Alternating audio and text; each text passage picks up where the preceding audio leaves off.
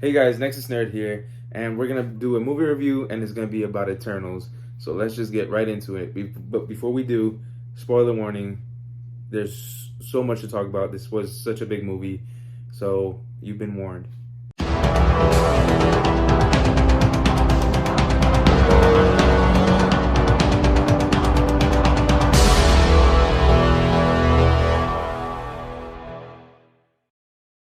All right, y'all. So let's start off with who are the Eternals? Before the trailer came out and before I saw anything on YouTube, I didn't know anything about these. I don't have any comics. I never had any Funko Pops. I didn't have anything of knowledge of this team, of the characters. So I was going into this movie like a lot of even hardcore Marvel fans, like blind into this movie. So it's like we didn't know what's to come of it unless you already knew what was about to happen in the comics. So who they are is pretty much the Celestials, which is like the creators of the Marvel universe, of like within the or within their own universe, godlike beings or whatever. They created the Deviants as well as they created the Eternals. Now the Deviants are pretty much like the evil version of the Eternals, and obviously the Eternals look like us, while the Deviants look like crazy creatures and stuff like that. We see both of them in the movie, but it's a little bit different from the comics. Obviously, not all the movies have to be exactly like the comics, but there was a lot taken from the comics, from what I've seen from other YouTubers like New Rockstars and stuff. Shout out to them. But I ended up knowing who they were through them or through stuff that Disney and Marvel already released. But yeah, so the Deviants are like crazy creature-looking things, and the Eternals are like super-powered versions of us. But in the movie, it's a little bit different. It's not just as simple as the Celestials grabbing humans and turning them into super beings. It's a little bit more complicated than that. So they never really were humans. They were like just made out of like, they were kind of like Vision in the sense of like synthetic robot type thing looking things. At least that's how they made it seem in the movie. So I'm a little bit confused about that. But the Eternals are pretty much superhuman versions of us, but they're not even humans anymore because they changed that for the movie. But they've been here since, I think they said 5000 BC, and they've been here ever since. But they were never allowed to intervene in human conflict, which they did here and there, but majority of the time they didn't. They helped us evolve, they helped us, stuff like that. But the point of it was to pretty much evolve us into what we are today and have as much people or as much beings on the planet to help the emergence, which the emergence is pretty much a birth of a celestial through our planet. It's really complicated. I still don't understand it, but pretty much half the Eternals wanted to, the other half didn't want to, and obviously that was pretty much the thing of the movie, where they try to find each other because they all, after a few thousand years, they all separated into their own little groups and stuff like that, and was living amongst us, but never was able to interfere. So they never helped this Endgame, Infinity War, Avengers, any of the movies, because they just couldn't. This movie within itself was so big, and at times it did feel a little bit overwhelming, but it didn't take away from the whole entire movie like the critics and a lot of people have said, at least in my opinion. I just think that there was times, obviously, that were a little bit slow pacing, that they could have developed the characters a little bit more, because obviously a few of them don't make it, and it doesn't seem that compelling when they don't make it. Like other movies, when we see a character die, you feel attached, but I didn't really feel attached to any of the characters that died. I mean, there were some that I liked more than others, and I'm going to do a little ranking here and on TikTok to show you guys my favorite Eternals. But I think that's where it missed. But like everything else just covered for that, in the sense of like how grand it is, how big it is, and how different it is from the MCU. It's not the regular MCU type, and I think that's where it exceeds. So yeah, so when it changes it up, a lot of people don't like that, but I personally liked it. The runtime was 2 hours and 37 minutes with 2 post-credit scenes, so it's a lot. Sometimes it's just out there, you know what I'm saying? Like, oh, things that are, you know, too much, you know, too many characters in one film, it feels like. But at the end of the movie, you know, you feel a different way than you did in the beginning, because the movie does start off like telling us and explaining us, or trying to explain everything, and we're learning with the characters who they are and everything like that. So it does build up to that, but throughout the movie it's kind of hard to get through sometimes. So this movie is also taking place after Endgame, but do I know when after Endgame? Not necessarily. Not that I picked it up from watching it only once, so I don't know if I missed that, but I know it's after Endgame, and I'm assuming it may be like a week or two after, or something like that. I don't know, but it after Endgame, but it's still around there, and it's still relevant. The continuity and everything is still there. They still talk about the Avengers, the Blip, everybody. It talks, you know, it keeps everything relevant and stuff like that. So that's a good thing. And obviously the 2 post-credit scenes do set up things, but it's still confusing to me what they're setting up and how they're gonna do it, or what is gonna happen with those characters. With this movie being so big, obviously they had 10 main actors, and a lot of the actors were very, very big actors, like A-listers, like Angelina Jolie, Salma Hayek, and many more. But like, it's hard to keep up a movie with such big actors and still, you know, keep it into the play of like Marvel.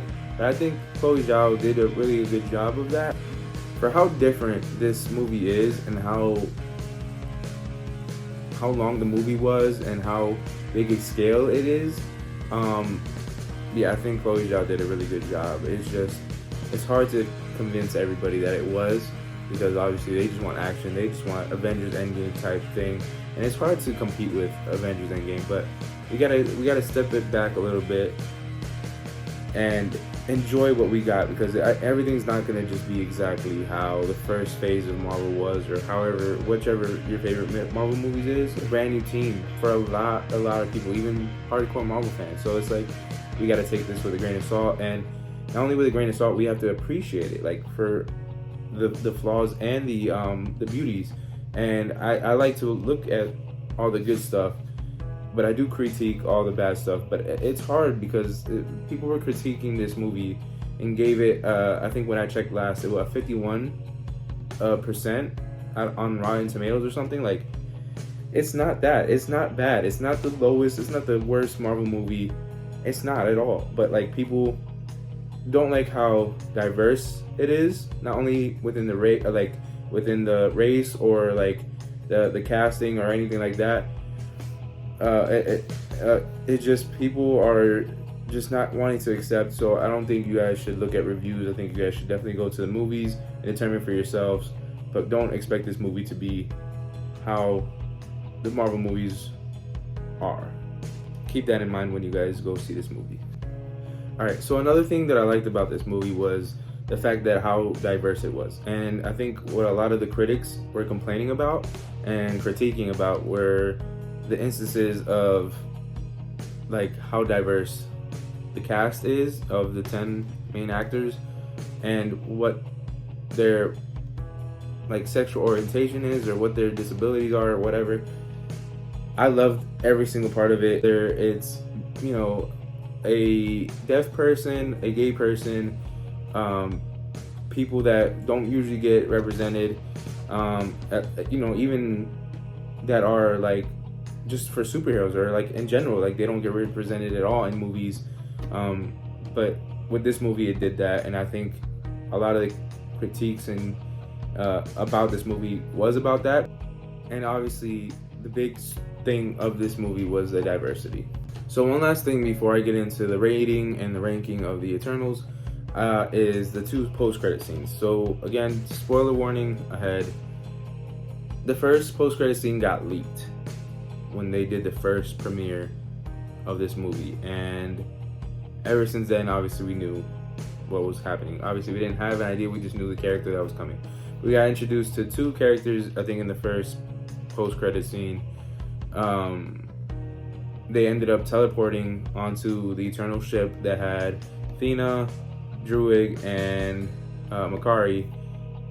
And I don't know what, I guess it's been several weeks since the Eternals, but the brother of Thanos, Star Fox, Arrows, I think, he ended up appearing with Pip the Troll, which I think I've only heard of Pip like maybe once. I don't know those characters that much. I just know that Star Fox is Thanos' brother, and that's what they established. But what the confusing thing was that the Eternals are robot-ish type things, and if I guess they changed that. I guess they can produce and reproduce and stuff like that, like I guess humans or something, because obviously Star Fox said that he's an Eternal, and from the comics we know Thanos is an Eternal with a deviant gene. That's why he's purple. But Star Fox is just an Eternal. But since the Eternals were made out of,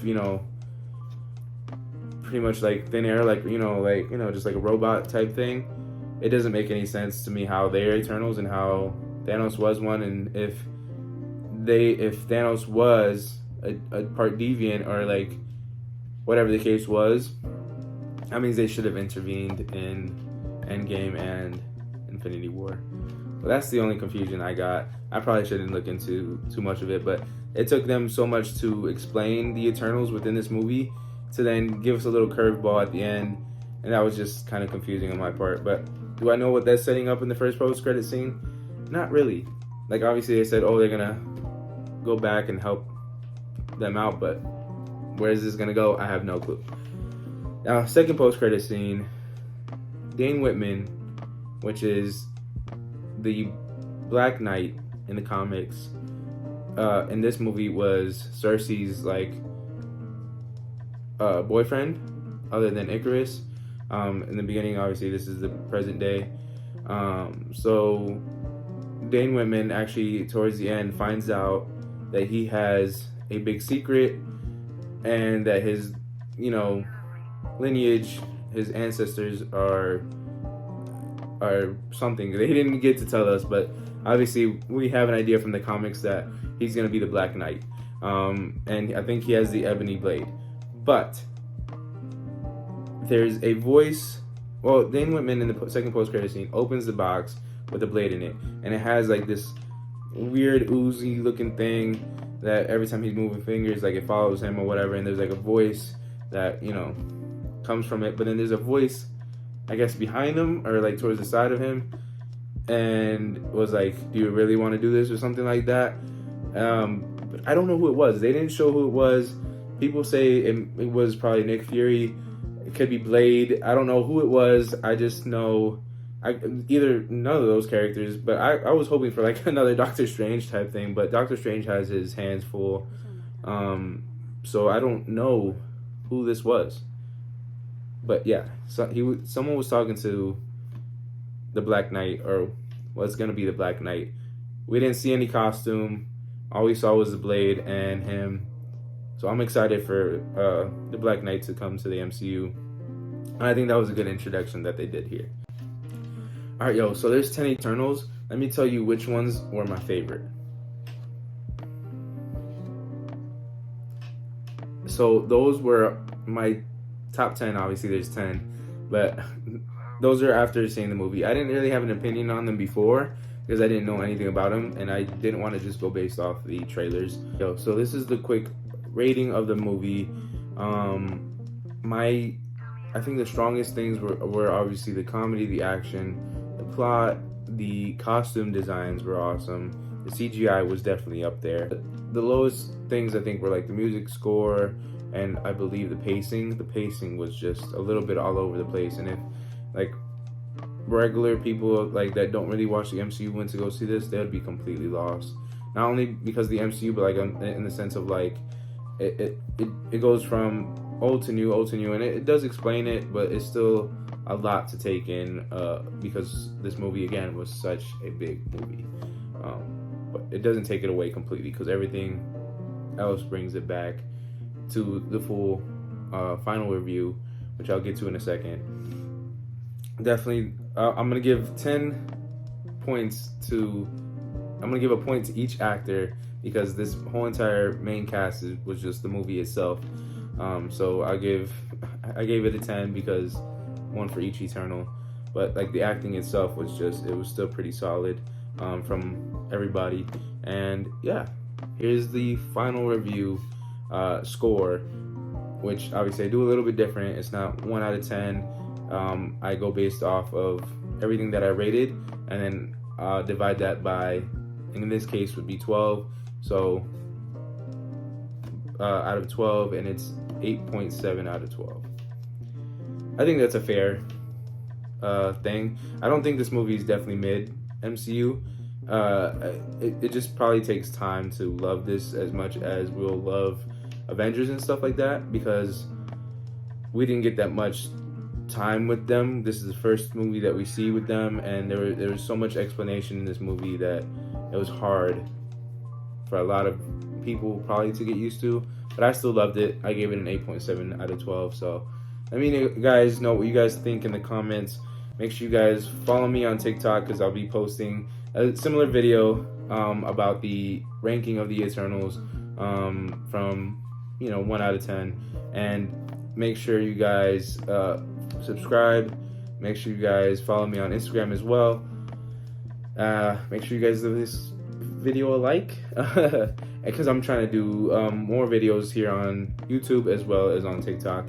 But yeah, stay tuned for more stuff as I do Marvel, DC, Star Wars, and everything because I'm a Nexus being. So catch you on the next one. I hope you guys had a good day, and make sure you guys go see Eternals in movie theaters. And yeah, Eternals. Until next time, y'all. Peace.